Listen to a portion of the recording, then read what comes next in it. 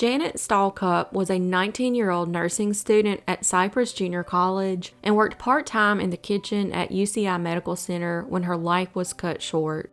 Janet's sister, Lee, described her sister as someone with a genuine desire to help others, and she kept a small, close-knit group of friends. She was an avid reader and a fan of the Carpenters and Jim Croce.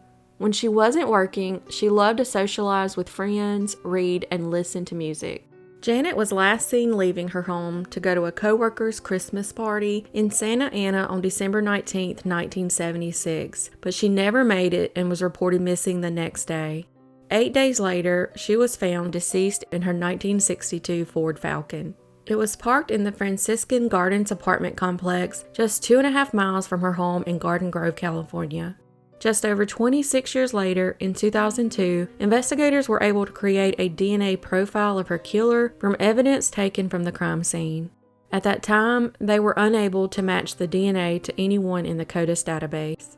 Then in 2020, Garden Grove police urged prosecutors to use genetic genealogy to help match the DNA they had on file to a suspect using familial DNA. In 2021, advanced DNA techniques helped investigators identify Terry Dean Hawkins as Janet's killer. Terry was a 23-year-old mechanic with a long rap sheet who lived in Garden Grove, where Janet's car had been found. He was also charged in the death of a 30-year-old woman in Laguna Hills in 1975, but the case was dismissed. On July 4, 1977, Terry was arrested in Newport Beach for disorderly conduct and other charges.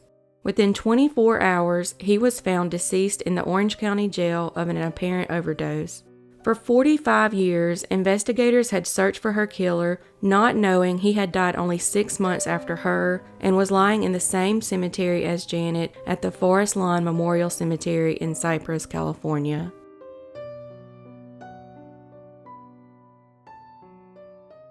Janie Landers struggled with learning disabilities and behavioral issues that led to her being placed in Fairview Training Center, a group home in Salem, Oregon. When she was 18, she had the mental capacity of an 8-year-old child.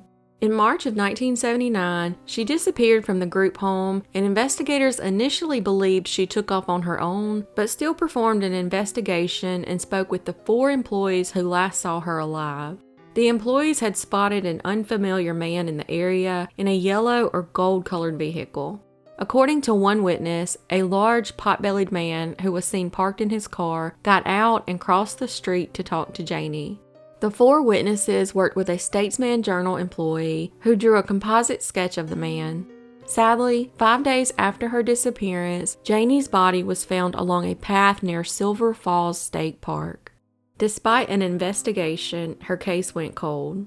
In March 2015, over 30 years later, Janie's sister Joyce asked Oregon State Police to reopen the investigation. She was hoping to find justice for her sister while her father was still alive. The case landed with OSP Detective Steve Hinkle, who began poring over hundreds of pages of police reports.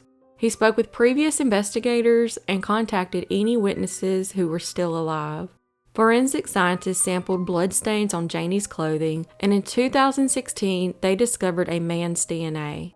The DNA matched that of Gerald Kenneth Dunlap, a twice-convicted sex offender who died in an Oregon prison in 2002 and had worked at Fairview in 1979. He had a violent and predatory criminal past and had been convicted of a sexual assault against a woman during an armed robbery in Tennessee in 1961 and was sentenced to life in prison, but was paroled only 12 years later. He first moved to California, where he was forced to register as a sex offender, then to Oregon, which at the time had no requirement for sex offender registration. He married and soon found employment at the Fairview Training Center. He worked as a laundry employee at the center until 1983, when he was fired for inappropriate behavior towards women. DA officials said at the time of Dunlap's hiring, nationwide criminal records were not reliable or common, and his co-workers likely would have not known about his violent past. In 1996, Dunlap was arrested and sentenced to prison where he would die in early 2002. Because he was convicted of a felony sex crime, Dunlap had been required to submit his DNA, which was still on file. The DNA match made Dunlap a strong suspect, prosecutors said, but Hinkle kept working to cement the connection and close the case. Because Fairview closed in the year 2000, employee records were difficult to track down. The detective was able to find payroll records confirming that Dunlap was working at the training center the day Janie disappeared. His job sorting laundry prior to washing made it highly improbable that his DNA could have transferred accidentally onto Janie's clothing and survived the washing process. Tracking down old photos of Dunlap also proved difficult. The Tennessee Department of Corrections provided detectives with 2 mugshots of Dunlap taken right before he was paroled.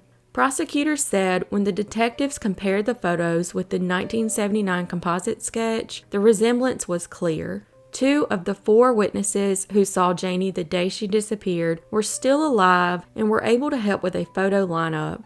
Both witnesses picked the photo of Dunlap out of the 5 other similar-looking men. Although they weren't 100% certain, they noted that he looked like a man they saw talking to Janie before she went missing. It is of note that the facility was very large and consisted of 700,000 square feet of buildings, and therefore I'm sure since he worked in laundry, not many employees were familiar with him.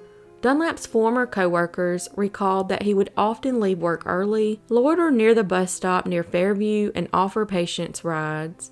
Dunlap's widow and stepson said he drove a car similar to the one seen by witnesses the day Janie was killed. His stepson also said he and Dunlap hiked in the Silver Creek Falls area where the body was found. In 2017, after 38 years, the case was solved and Detective Hinkle returned Janie's belongings to her family, an earring and 2 small hair ties.